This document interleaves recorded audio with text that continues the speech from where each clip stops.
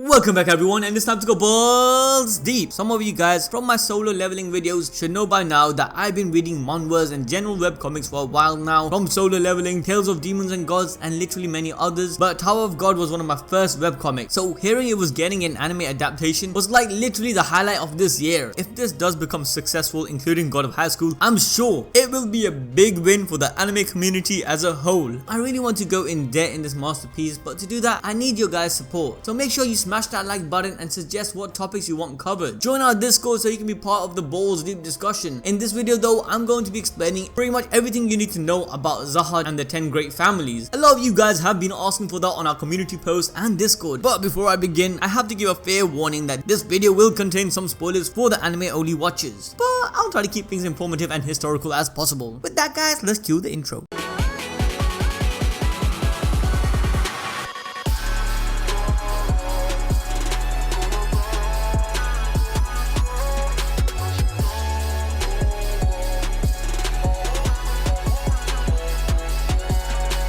Okay, just a quick reminder, I have covered the basics of the tower itself and Shinsu, along with a brief explanation on Zahard, the king of the tower. I recommend you guys watch those videos if you guys want a better understanding on the basics of this series. But here's a little background of the king of the tower, Zahard. Like, who is this dude? Well, in ancient times, when there was no civilization in the tower, Zahard from outside came into this realm of the tower with a group of friends and acquaintances. With them, Zahard undertook difficult tests on each floor where they conquered each of them until the 134th level, subsequently creating a rulership over these floors, forming his empire. This dude's empire was literally the first form of monarchy that the tower ever saw. The man's a progenitor for order and direction over a world which had none. Zahard's rulership managed to bring many different races and cultures together. Through his empire, he set rules and regulations on how to progress one's rank within society. He set rulers to each floor with the consent of the respective guardian. The rulers of each of these floors have the decision regarding the tests on their floor, fundamentally giving control of progression within the tower to Zahard's empire. Now, although I do say that the authority of a ruler is granted by a guardian, they cannot act against the guardian's wishes, as they are only supposed to be acting on the guardian's behalf. Either way, Zahard's empire has authority over all the tower's politics. Now, just a side note, even though the empire has influences over these floors, there are two floors ruled by high rankers that are not part of the empire. Floor 77 is ruled by Bayak Ryun, and the second floor is ruled by Rankel, where neither two are under the empire. However, in this video, I'm not going to go too deep into Zahard's empire and how he executes his authority. Rather, I'm going to explain Zahard's companions who entered the tower with him. Yes, I'm talking about his OG squad. Naruto has Sasuke and Sakura, Luffy had his crew, Deku has his classmates, Asta has Yuno and the Black Bulls. Well, Zahard had his 12 companions, who later were known as the Great Warriors. So yeah, Zahard conquered the tower with these Great Warriors and gained control up until the 134th floor from the floor guardian. This conquest in the tower's history is known among the tower residents as the Great Journey. But with that said, Zahard and these great warriors did have helpers assisting them during their conquest, so it's not like there were only 13 irregulars who came from the outside in this expedition. More than likely, it was a decent sized group where 13 of them were exceptional in skill, where Zahard himself being just on top. Now, moving forward, it is said that Zahard was the first person to ever form a contract with a guardian of the tower, and through these contracts he became king along with attaining loads of other perks. His companions also formed contracts which wasn't too far off. For instance, Zahard and pretty much all of the great warriors attained a contract of immortality from the 100th floor guardian. This contract does what it says. Basically, these guys cannot die from age, meaning they can pretty much live forever. However, Zahard, being who he is, taking the status of the leader, attained a unique contract that no other person got, the contract of invulnerability, where no one from the tower can kill or harm him, meaning only those from outside the realm, effectively an irregular, can end his life. So hopefully by now you guys understand how OP these guys are. By being one of the first to make a pact with the guardians, these guys gain effective control and dominion over the others. Now, after Zahard declared himself the king of the tower and decided to stop climbing the tower any further, he hid the key of the tower that would open the door leading to the higher floors, so that no one else could go beyond on the 134th floor. We actually explained what happened to this key on our last video about the 13-month series, so make sure to check that out. But Zahard's reign as king and decision to stop climbing caused conflict with two of his companions later, which kinda contributed in starting a war, which led to these two companions no longer being part of Zahard's empire nor their history. So let's drop the number from 12 to 10 great warriors. After some time, the great warriors ultimately became the head of their respective families, later known as the 10 great families in the modern tower society. These family heads not only hold the ranks amongst the strongest in the tower, but also possesses great political power within the tower society. But before I go over each of these members of the 10 great warriors, I wanted to bring up the point that the author stated the family heads are people who were there before the ranking system was implemented, so the actual battle abilities are difficult to estimate, meaning the rankings they hold is subject to change. With that though, let's finally get into each of the 10 family members. So let's start with our guy Arihaan, the strongest amongst the 10 family heads, who only falls short of 2 ranks behind Zahard himself, placing at 5th in rankings of the strongest ranker in the tower. Guys, that means that Zahard is only 3rd in rankings. Yes, the 1st and 2nd and 4th rankings in the tower is taken by other than Zahard and his crew, but I'm not gonna talk about that in this video. You turtles know what to do, right? Smash that like button and let me know if you want me to cover them in the comment section below. Now coming back to Ari, although he is the strongest of the great warriors, he has never once beaten Zahard when he challenged him several times. Ultimately, Ari gave up and became Zahard's subordinate. Now Arihaan resides on the 100th floor along with his family, occupying the largest territory amongst the 10 great family. He is also the owner of the White Ore, which is the only S+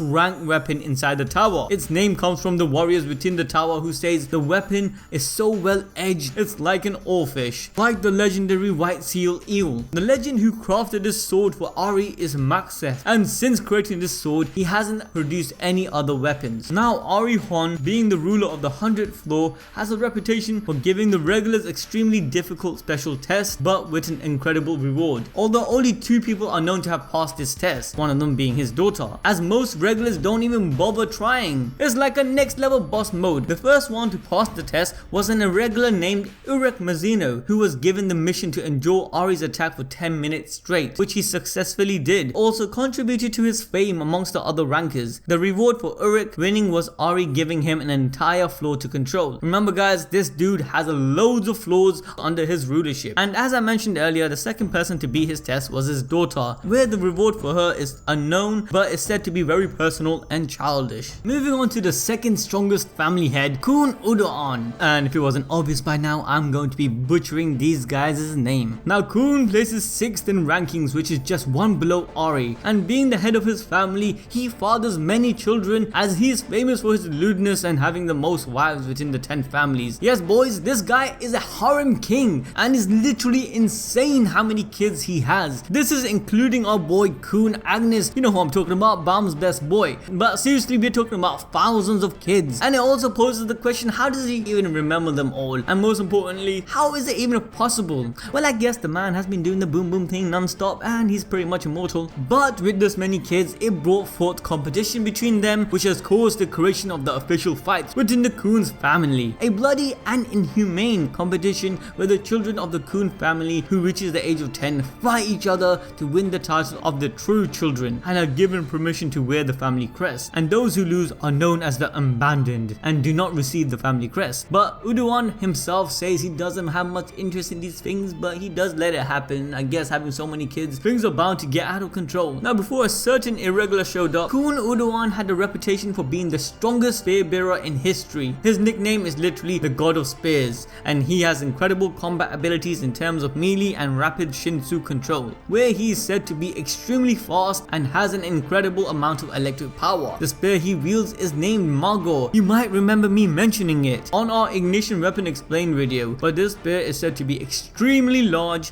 when it is ignited and decompresses to its full form. Next up is finally a female up in this squad, the head of the Ha family, Haurine, who was the first person to hold a scout position within the tower. She has 2 twin daughters out of a marriage from another great warrior, Arihaan. Not to be mistaken with our bad boy 5th rank Arihaan, but just a clarification, these two didn't marry each other. And although she did continue to have plenty of other relationships afterwards, she didn't have any more offsprings beside the 2. Due to this, the main branch of the family is focused focused around Haurine's daughters, who actually don't really get along as each of them wants the queen bee status, if you know what I mean. However, Haurine's like mama don't care and is just living her best life in the main house. Haurine is also the great grandmother of Zahard, you know, who's best girl for a lot of us. And a pretty cool note is that Haurine actually doesn't look much older than Yuri. She's probably even more thick. But looks aside, she was actually an incredible warrior. It is said that Haurine was said to be both combative and bold, often being in the front lines of battle. And although later on it seems she had developed more of a reservation towards this, and she doesn't really take any interest in the politics of the tower, including her daughters, but she has shown care for her granddaughter Yuri and her progression. Currently in the terms of rankings, she places 10th. Okay, so now we move on to Tupere, who's the head of the Tupere family.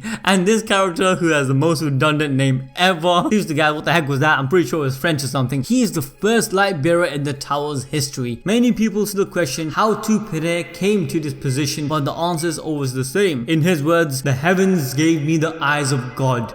Okay, let's just go with that. He could have just been telling the dang truth, I don't know. But after the great journey, my homie Tupere became one of the most involved families and went on to create many items alongside the blacksmiths, where Tupere is also responsible in pioneering the system in which the light bearers uses for all the communication between their team. The most famous creation being the free opera lighthouses, which are part of the best lighthouses within the tower. But even though Tupere created this, he doesn't use it because the eyes of God that he uses is just on another level. In the terms of rankings, Tupere places 11th. Next up we have is Eurasia Blossom, the head of the Eurasia family. When it comes to ranking status, she comes in at 13th, top ranker and 5th strongest out of the great warriors. Although she does come off a bit unbothered with her lazy personality, don't underestimate her too much, as it was said that she actually has the greatest control over Shinsu amongst the 10 families. She's also renowned to be one of the strongest wave controllers out there. But Eurasia is definitely criticized as she doesn't really get involved in the tower's politics, along with being a bit negligent in taking care of her family and the floor she is in charge of. Although it could also be due to the fact that her and Bo Pidao Gotstong, another great warrior, were once lovers. Now you guys probably realize this theme is quite common between the 10 family members, but well, what can you guys expect? They were companions for such a long time, so this was bound to happen. Either way, although it was a short relationship, they did have a child together who is known as Eurasia Annie Zahard. Yes, even more controversy sparked as Eurasia Blossom was against the daughter becoming a Zahard princess. The main Eurasia family is opposed to the selection of Zahard princesses. The Eurasia and the Bidao family started having a bad fallout, and henceforth they prohibited marriage between their families, with a lingering sense of hostility between them. Next up we have one of the great warriors, Po Bidao Gustang himself, the head of the Po Bidao family. And although he's 14th in ranking, my man is pretty much a legend within the tower. He's the most famous wave controller and esteemed writer, not to mention that he is the first living being to systematically record Shinsu. So it only makes sense that he initiated the research of Shinsu. It is also known that Mr. Po is probably one of the few who is so knowledgeable about the tower. This might have something to do with him being close to Gong Bang and his great father Maxet, who, as I mentioned earlier, is a legendary blacksmith. And because of their interaction, many people assume Po is in the know, you know? And there are rumors that my man knows the way out of the tower. Well, it isn't confirmed, but I guess we will never know, at least not for now. Anyways, let's go a bit more into my guy's love life. Yes, as I mentioned with the previous 10 family member, Gustang was shipped from the very start with Eurasia Blossom, who is actually his baby mama. Yes, and their daughter is Annie Zahard. Like I mentioned earlier, they actually split up over Eurasia Blossom opposing the idea of her daughter becoming a Zahard princess. After that, Gustang basically started looking for other girls. You know, he moved on. He's a man, man. Nah, I'm just kidding. He probably hurt in his feels, and he does time to time think about Eurasia, as in his books he says she was one of the greatest wave controllers of all time, showing his love and hate relationship back and forth. Either way, Gustang's reputation as a playboy just went off the charts, and from then on his popularity has skyrocketed even more. Lastly, the biggest thing you guys need to know about Gustang is that he's one of Zahard's biggest simp.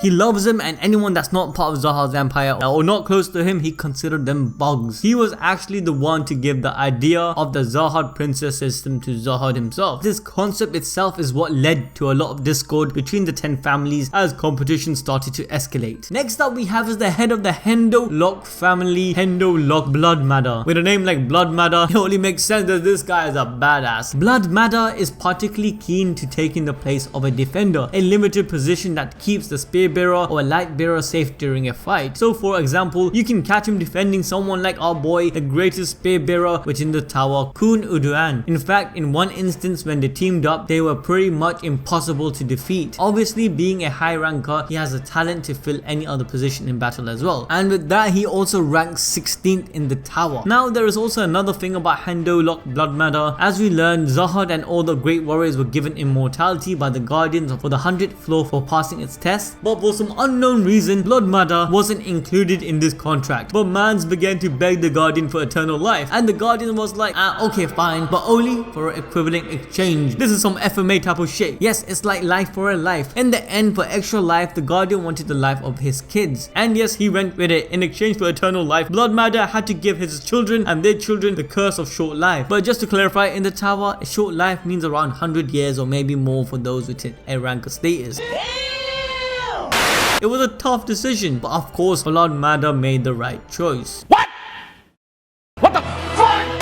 No, he didn't make the right choice. My man, he chose eternal life. Seriously, my man sold out his own kids, man. Best dad of the year, I guess. No! Okay, so because his longevity is tied to the sacrifice of his kids' lifespan, Bloodmother has to bust out many kids over the years. He has pretty much the most offspring amongst the 10 families. Yes, that means even competing against Kun Uduan, which is quite a feat. And it's quite sad because in order to get married, his children have to lie about their backgrounds. This is known as the practice of deceptive marriages. Eventually, the tower's government had to take action and track down and isolate those carrying the Bloodmother blood, because you know, no one really wants a cursed bloodline where the lifespan is shorter than others. Moving on to the 8th strongest rank family member, Yeon Hana. Yes, she is the head of the Yeon family and the most beautiful amongst the greatest warriors. Although some suspect her of secretly having a prejudice against men, Hana is actually known for having a soft personality and treats everyone with kindness. Although when angry, she is considered the scariest woman according to the 10 family heads. She supposedly even surpassed Haurine, who's notorious for having an atrocious personality. Yeon Hana is also multi-skilled, being in a fisherman position and is a wave controller and a special position known as Hwa Yumsa, which means flame user. Listen guys, she's basically a very talented, beautiful person. You're a simp. Now, although she's the head of her family, she has not given birth to any children and is said to be celibate, as she is rumored to have requested a contract with a guardian to not feel love towards the opposite sex after she supposedly could not get over an ex. Now, I don't know how much of that is true, but you know, that's the rumors. So all the children in her family comes from an old family member named Yeon Lade. She pretty much raises them and is known as godmother to the Yeon family. Comparatively, she also ranked 17th in the tower. Coming in on number 9, we have Arihaan, not to be confused with Arihaan, of course. Not much known about this one, but we know that Arihaan is the head of the Ari family, and we also know that Arihaan is the father of Juchun, one of the 3 lords, which is like the top rulers of the Zahard empire. And as I mentioned earlier, he is also the baby daddy of Haurine, who he had 2 twins with. Now, his family also leans towards pacifism, so not much is known about him, as he doesn't really get into the politics, neither does he get into battle. This also includes his rank and position. It's unknown. This guy is a bit of a mystery if I do say myself, so I can't say much. So moving on to the last and final member of the 10 great families, Lopobia. And again, like Arihaan, not much is currently known except he is thought to be the best anima in the tower, which means he has the ability to control all Shinhua, animals and humans within the tower. He also has the reputation of being very loyal to Zahard, but it seems that he's very different considering the characteristic of the other family heads. For example, his 8th son, who controls the ancient odd-eyed giant cobra, said his pops was so angered and impressed over the death of his younger siblings, even going as far to send the cobra after the hidden grove, who was said to be responsible for the death. His response certainly is different compared to how Kun Uduan responds to his kids dying, along with many of the other family heads, as they don't pay much interest to their family politics. Rather, Lopobia is very intertwined with his family, and in fact he is said to even adopt other members into his family. But guys, I'm not trying to say he's a saint or a great guy. He has done a lot of atrocities which I'm not gonna go into in this video, but hey, we finally got to the end of this video. I know guys, this video was a bit long-winded. If you guys did enjoy it and you did manage to come to the end of the video, make sure to smash that like button. Put it in the comment section below what you want me to cover next. Hopefully the next one will be much more easier to digest. But with that guys, I'll catch you a lot till next time.